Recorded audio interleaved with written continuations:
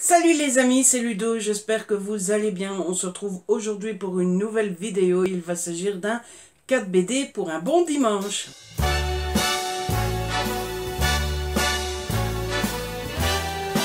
Et ce 4 BD pour un bon dimanche est un 4 BD pour un bon dimanche un petit peu spécial. Pourquoi? Eh bien tout simplement parce que je vais vous parler de 6 BD et qui font tous partie de la même saga, c'est-à-dire Magic 7. Alors dans cette vidéo, je vais faire quoi? Je vais essayer de vous donner envie, forcément, puisque moi j'ai adoré et donc j'ai envie de vous faire découvrir à votre tour. Je vais vous donner l'histoire de base qui est assez simple. On s'est résumé l'histoire de base en une seule phrase. Je vais ensuite parler un petit peu des côtés techniques, mais en triple vitesse. Il y a une abeille qui vient de rentrer dans la chambre. Attendez, je m'occupe de tuer une guêpe et j'arrive. La guêpe a eu peur et elle est repartie toute seule.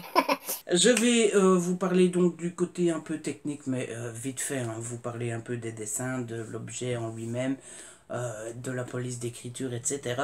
Et puis essayer, tenter de vous résumer tome après tome sans vous spoiler, juste pour vous raconter un petit peu l'histoire dans l'entièreté et oui, on y revient, vous donner envie, parce que c'est le but de cette vidéo, oui, vous faire tenter et vous faire donner envie de regarder. Oui, vous tentez de découvrir cette histoire.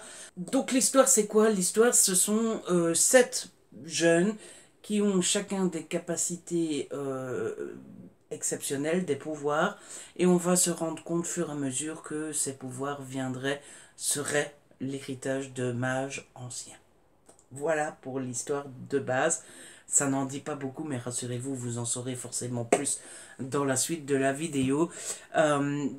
Si vous aimez tout ce qui est pouvoir, capacité, avec en background, j'utilise de l'anglais, une histoire plus ancienne avec des mages anciens qui ont eu des difficultés et leurs pouvoirs ont été transférés à leur arrière petit-fils, vous aimerez forcément cette histoire, je vous le garantis. Bon, avant de parler de chaque tome, parlons de l'objet livre, forcément. Je ne sais pas vous, mais moi j'aime les couvertures, je vous les montrerai au fur et à mesure. À noter que le prix découverte de 7 € est encore valable. Vous pouvez trouver le premier tome à 7 €, même parfois à 3 € sur Amazon. Donc si par magie je vous donne envie dans cette vidéo, vous pouvez découvrir le premier tome à prix plutôt petit. Alors l'objet livre c'est cartonné, mais comme dans toutes les bandes dessinées, n'est-ce pas? Pour le nombre de pages, on est dans les 55-56 pages, plus ou moins. Côté dessin, si vous êtes comme moi et que vous aimez les dessins plutôt numériques, vous aimerez cette BD. Si au contraire vous êtes pas très convaincu par ce genre de dessin, que vous préférez bien plus les dessins style crayonné, etc., ça sera pas trop votre affaire. Je vous montre un petit peu à quoi ça ressemble. Voilà. Vous voyez, on sent pas vraiment beaucoup le coup de crayon. C'est beaucoup ordinateur. Moi, j'adore ça. Je trouve ça très beau, très stylé. Mais je sais que ça plaît pas forcément toujours à tout le monde. Voilà à quoi ça ressemble. Vous voyez au passage que les couleurs sont très claires, très chaudes, très sympa, moi je trouve. J'ai toujours plus de mal avec les couleurs pastel ou alors avec les ambiances sombres. Je préfère quand les couleurs sont claires comme ça. Et puis il y a quelque chose que j'aime beaucoup, c'est la police d'écriture, qui ça peut sembler un petit peu débile, mais pour moi la police d'écriture est assez importante, notamment dans le fait que ça soit bien lisible, que ça soit pas des pattes de mouche, parce que moi je lis des bandes dessinées, souvent c'est le soir, et ça peut paraître un problème complètement débile et complètement inutile, mais je peux vous assurer que quand vous lisez une BD le soir avec la lumière artificielle, une bonne police d'écriture bien lisible, ça change la vie. Parce qu'il y a certains comics, certaines BD où c'est des pattes de mouche, quand vous lisez ça à la lumière artificielle le soir, c'est pas facile. Donc dans le premier tome, quelle est l'histoire? On va suivre Léo, qui est, je l'ai toujours considéré comme le personnage principal, même si c'est pas forcément toujours vrai, mais Léo est Spirit. Euh, Si vous ne savez pas ce que un Spirit, c'est quelqu'un qui voit les morts, qui voit le fantôme des morts.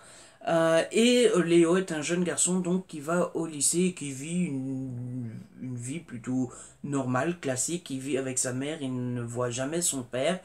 Euh, et il voit donc les fantômes, ce qui peut être très intéressant, puisque non seulement il les voit, mais il peut prendre leur capacité, c'est-à-dire que le fantôme rentre dans son corps, et donc il peut utiliser ce pourquoi le fantôme était doué. Évidemment, il voit des stars comme Houdini, des grands basketteurs, des grands boxeurs, des grands penseurs, des grands mathématiciens et compagnie.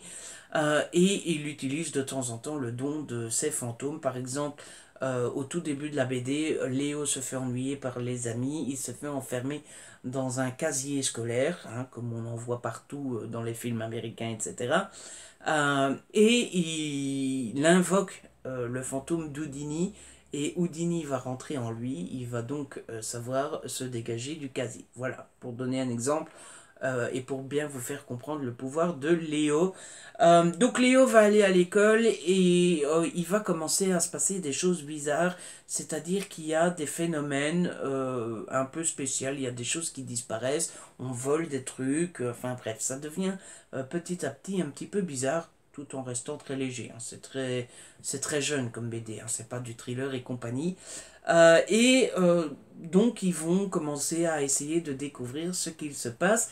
Et en chemin, pendant cette histoire, il va rencontrer Hamelin qui est chaman et Farah qui est démoniste. Alors, chaman, ça veut dire qu'il sait parler aux animaux, et démoniste, ça veut dire qu'elle a un démon en elle, qu'elle essaye tant bien que mal bien de contrôler, hein, parce qu'il ne faudrait pas laisser un démon en liberté comme on veut. Et donc ils vont petit à petit enquêter sur ce qu'il se passe. On va se rendre compte que c'est bien plus gros. Je vous laisse la découverte de ce que c'est finalement. Moi, ça m'a plutôt surpris et j'ai été vraiment pris dans l'enquête de cette bande dessinée. Et au début, ce qui est frappant avec cette saga, c'est qu'au début, on a l'impression que c'est plutôt léger, que c'est plutôt relax, que c'est sans prise de tête, etc. Et finalement, vous allez vous rendre compte au fur et à mesure des tomes que c'est plus compliqué que ça. Donc là, au départ, on a nos trois premiers Magic Seven, nos trois mages. Moi, je les appelle toujours les Magic Seven. Et à la toute fin de la BD, on passe donc au deuxième tome qui s'appelle Contre tous. Euh, la couverture est encore une fois magnifique. Et dans cette BD, au tout début, on rencontre deux nouveaux Magic Seven. Celle qu'on rencontre à la fin du premier tome qui s'appelle Alice et qui est Devin. Devin, je pense que tout le monde sait ce que c'est. Et on rencontre Lup. Lup, elle est alchimiste. Alors, alchimiste, ça veut dire qu'elle peut contrôler les matériaux. Euh, donc, on découvre ces deux trucs-là, mais le plus grand thème de cette seconde BD, c'est le sixième mage, donc, qui est télépathe et qui s'appelle Milo. Et toute l'histoire va principalement tourner autour de Milo, parce que Milo va utiliser ses pouvoirs pour contrôler les humains. Euh, de quelle manière, je vous laisse découvrir, il ne faut pas que j'en dise de trop, de manière à ce que les humains s'en prennent aux jeunes. Pourquoi? Je vous laisse découvrir, il ne faut pas que j'en dise de trop.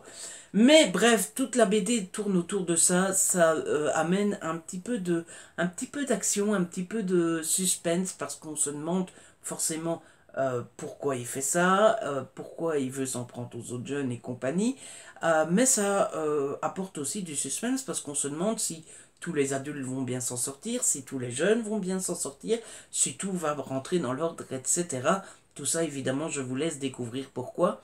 Mais c'est aussi la première fois dans la bande dessinée où on se rend compte que finalement, on n'est pas dans une histoire si classique que ça, et qu'il y a un background, et qu'il y a quelque chose de peut-être un petit peu plus gros, parce que Milo n'est peut-être pas le seul à avoir décidé de contrôler les humains, etc. Je vous laisse découvrir la fin.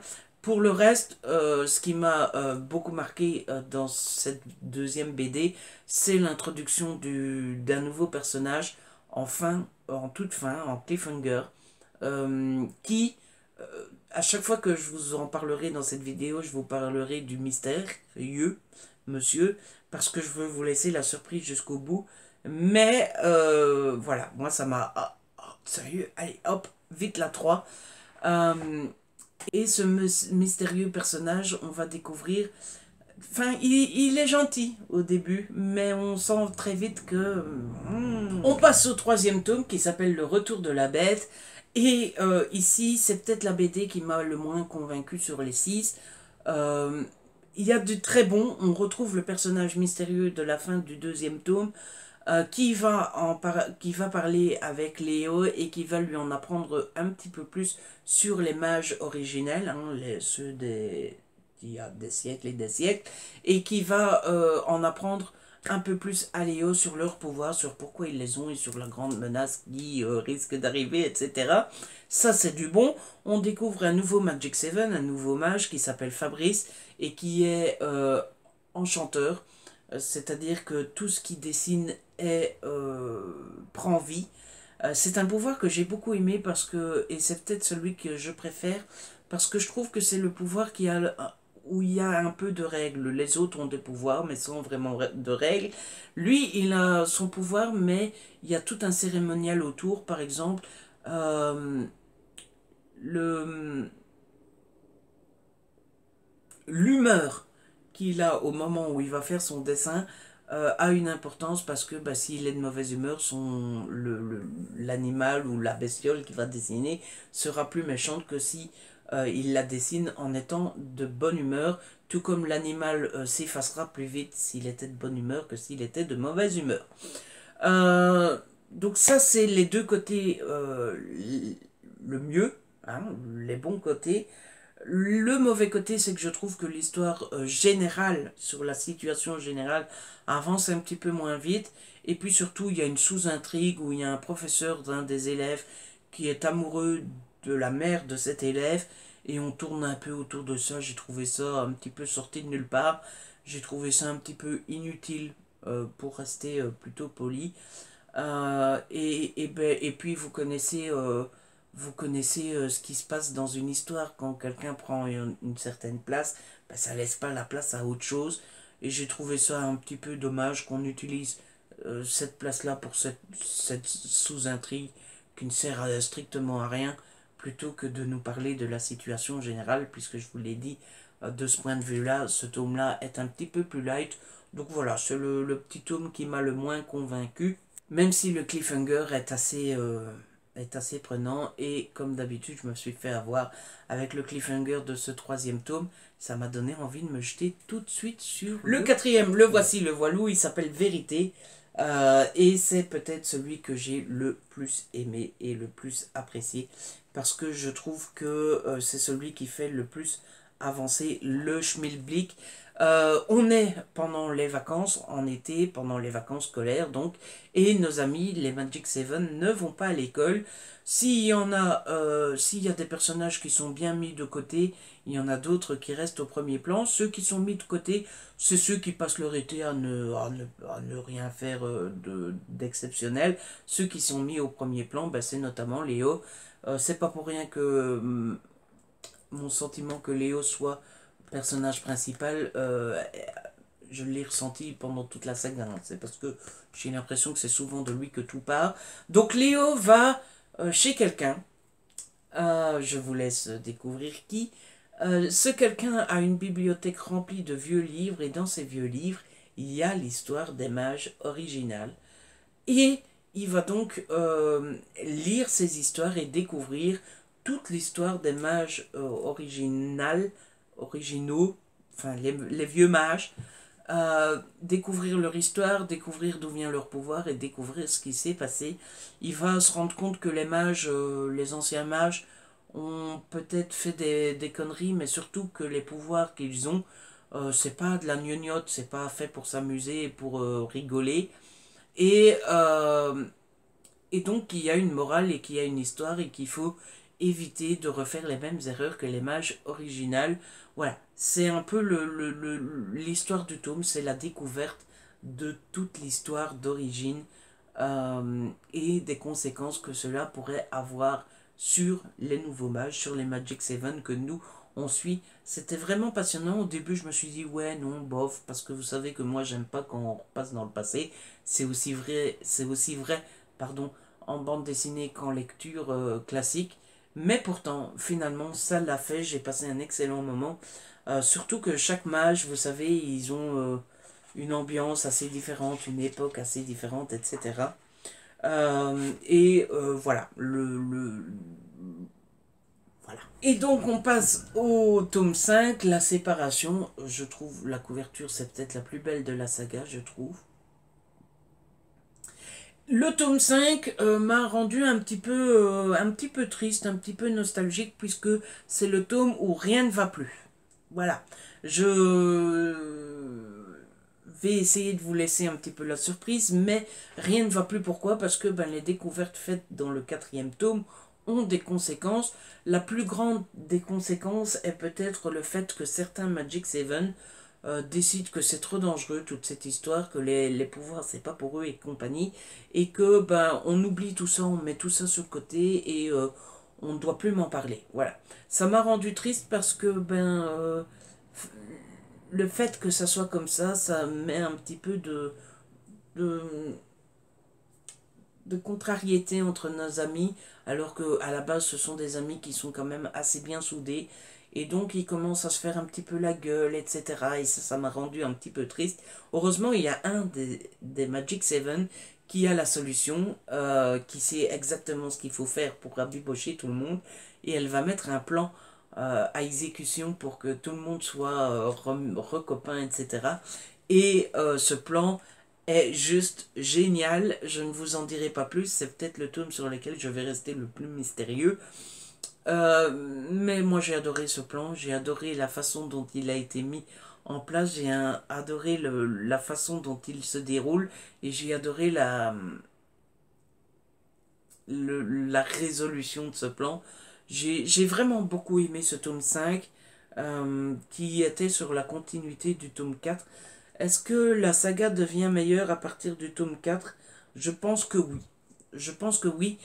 Et elle est meilleure parce qu'elle se concentre sur tout la grande histoire, si je puis dire, et on laisse un peu tomber les histoires de mise en place, si je puis dire, parce que finalement, les trois premiers tomes, ce n'est qu'une mise en place de l'histoire, ce n'est qu'une mise en place des Magic Seven, ce n'est que la découverte de chaque Magic Seven, etc. Ici, comme on connaît tous les protagonistes, comme on connaît toute l'histoire et comme tout est bien installé, on commence à rentrer dans les choses bien intéressantes sur la mythologie, si je puis dire, de la saga. Et c'est juste que du bonheur, que du velours. En plus, dans ce tome-ci, on se rend compte qu'il y a un personnage qui va avoir une très grande importance, qu'on ne connaît pas encore, qu'on n'est pas prêt de connaître, mais qui tire peut-être les cartes un petit peu dans le dos de nos amis. Voilà. J'en dis pas plus, je vous laisse découvrir. Mais oui, faut pas en dire. Et puis on passe au sixième tome et dernier tome, qui s'appelle Le Village des Damnés. On change complètement, encore une fois, d'univers et d'atmosphère, puisque nos héros ne sont plus au lycée. Qu'est-ce qui s'est passé? Je vous le laisse découvrir. Ils sont sur la route. Et un bon moment, ils décident de s'arrêter pour se ravitailler, que ce soit en médicaments, en bouffe, en boisson, voilà le mot que je cherchais. Ils vont donc s'arrêter et ils vont tomber dans un village, mais dans ce village, rien ne va plus. Comment vous dire ça sans vous spoiler de trop? Disons que ça va repartir en cacahuète. Nos héros vont avoir des difficultés avec leur pouvoir. Et il se pourrait bien qu'il y ait des créatures un petit peu pas sympa, qui sont en liberté et c'est un grand danger. Donc nos héros vont galérer dans cette BD. C'est peut-être la BD la plus sombre de la saga pour le moment, le tome le plus sombre. C'est peut-être celle où on se dit que tout peut se passer et que nos héros sont en danger. C'est peut-être là où nos héros sont le plus en danger. Et c'est peut-être là aussi que tout se joue. Enfin, je veux dire, jusqu'à maintenant, les pouvoirs étaient là, oui, ils les utilisaient de temps en temps, mais ici, les pouvoirs ont une vraie importance et, et une vraie... Ah, je peux pas en dire de trop, c'est horrible. Bref, j'ai vraiment beaucoup aimé cette BD. On en apprend plus aussi sur ce fameux personnage introduit dans le cinquième tome. Vous savez, ce personnage important qui tire les cartes dans le dos de nos amis. Euh, voilà, c'était... on continue dans la mythologie et c'est là qu'on se rend compte que ça peut aller très loin et que cette BD qui commençait assez gentiment a une vraie mythologie derrière. Cette mythologie peut vraiment partir dans tous les sens et peut vraiment donner quelque chose d'exceptionnel. Le tome 7 est à paraître. J'ai appris qu'il sortait au mois de janvier. Je peux vous dire que je vais sauter dessus parce que j'ai adoré, mais vraiment adoré cette saga et je n'en peux plus d'attendre, mais vivement janvier. Non, parce qu'il y a Noël d'abord. Bref, vivement le tome 7 que j'aime vraiment. Voilà, c'est la fin de cette vidéo. J'espère que je vous ai donné envie de découvrir cette saga, de découvrir ces bandes dessinées. En tout cas, j'ai essayé de faire le maximum pour. Si vous avez aimé cette vidéo, n'hésitez pas à la liker, à la partager. N'hésitez pas à me laisser un petit commentaire. Vous savez que j'adore vous lire. Si ce n'est pas encore fait, abonnez-vous. C'est gratuit et ça fait plaisir.